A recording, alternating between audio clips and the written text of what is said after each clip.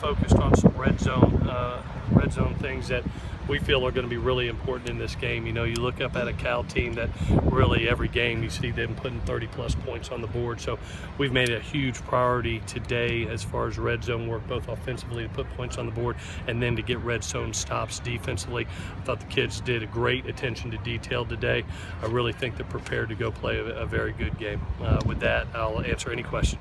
It looks like the first couple of weeks that you had, Notre Dame and Utah, but there seems to be more attention to Cal almost than there was, the first 2 weeks. It wasn't so much on the other team. This week, there's a lot of attention to Cal. There is, for us, we're treating every game, like I said, like a championship game. We're basically in the playoffs, and to go and win a Pac-12 South championship, you better take that mindset. I really like the attention to detail, the competitiveness, and just the effort that these guys have poured into this week's of practice. As a coach, you really appreciate it, and you hope it pays off for you on Saturday. But these guys have prepared extremely well this week. What is the status of Darius, Steven, Trey, and the tight ends? Oh goodness, great! That's a lot of them. So let's start off with tight ends. I think Taylor will play in this game. He's looking good. Had a little contact. He's feeling good with the shoulder, so I think he'll be a go. Tyler made a huge stride today. He went from really being kind of hobbled yesterday to really moving around and running. So we'll look at him again tomorrow. I think that'll end up being a game day decision. Trey has looked good this week. Trey's looked good, and the knee's getting a little bit healthier. So I think he can contribute in this game to what maybe not to his normal progression, but we'll see. We still got 2 more days. Who are the other ones? Steven and Darius. Darius looked good. He had a full practice yesterday. We didn't go full speed with him today. Really trying to heal that thing. I think he's a little bit closer than Steven. Steven's getting close, but he told me he was about 85% today. We'll see, where that is 2 days from now. It looks like maybe Connor Spears would step in. Tyler didn't play. Where is he at? Yeah, what we've done, he's been playing in games for us. He's been anywhere from a 10 to 15 play rep guy in some games. His role may have to increase. As one falls off, it's next man up. And we've even brought over Cyrus Hobby, who's a former offensive lineman, as we know, to come help in maybe some run game situations and max protections too. So we've got 4 tight ends that we're carrying this week. 2 are a little bit hobbled. I think 3 can play. We'll see where Tyler's at the end of the day. Yesterday, Adoree Jackson, we were asking about his kick returning, and he didn't sound like he was real satisfied with how he has done this season. And how do you?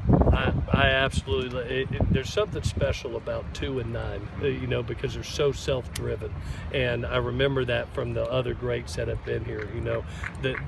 The guys the really special ones never think that they've done a great job. They always want to get better and better. There's never a perfection for them. They never can achieve perfection, and that's the way 2 and 9 have been their whole time here. And I remember that being Nelson. I remember that. I remember that being the Nickel Robies of the world, and just those great ones. They just have an inner something to them that they want to achieve even more and more. Obviously, he's helping our football team tremendously this year. I just really appreciate the fact that he wants to be even better, that he's not satisfied. I think that's a mark of a great player. In terms of kick returns, though, do you guys have some issues in terms of being able to spring him, or do you think it's just been No, I mean, sometimes it's been assignment, sometimes it's been technique. Obviously we're trying to shore up everything. We've had one where he's had a great return. We had one called back because of penalty. I think we're just about ready to pop. I hope it's in this game. I really do. I know we've put a lot of effort in technique and fundamentals from the special team standpoint this week, and like I told the guys, I just think they're really, really close to popping one, and hopefully it's this week with a great returner in Adoree, because he is a great returner. There have been a couple missed field goals lately. Is Alex Wood still going to be the field goal kicker? Yeah, he's a field goal kicker this week. We have a lot of belief in Woody. A little slump with, the missed field goal at Notre Dame prior to half, and the one right prior to in the Utah game. But we have a lot of faith in Woody. We know that he's going to put those through. He's working excessively hard, especially from the right hash for a right-footed kicker, and so I know he's going to have a great game, do a great job this week. Is there kind of a transition? You've had played more physical teams, and now you're getting into a streak of up tempo, one after another. How do you change it to try to go from one mentality to the other? Yeah, I think one, our depth is gonna have to really help us in these type of games, especially with tempo teams. You look at the play numbers of Cal; sometimes they're in the 90s. So I think depth, both on the defensive line from a pass rush standpoint, even the amount of defensive backs that we play to stay fresh all 4 quarters. I remember this game last year, as we all do. I think it was 31-7. And then all of a sudden you look up and it's 38-30, and they're onside kicking. To try to chance to come back in that game. You just can't take your foot off the pedal offensively in this game, and you really got to do a great job in the second half. Spelling your guys defensively. So there'll be a lot of kids that play in this game, and we have a lot of faith in our 2 deep defensively. One more.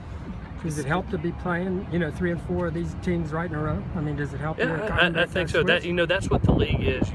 It's really a breakdown. You have Stanford and Utah that have their game, and then you have some of the spread teams. You have, and they're all different too. I mean, you take a look at Cal, and Cal's a spread passing team, and then you get to Arizona next week, and they can run the ball as good as anybody in the country using a spread outfit. So there's a little bit of differences.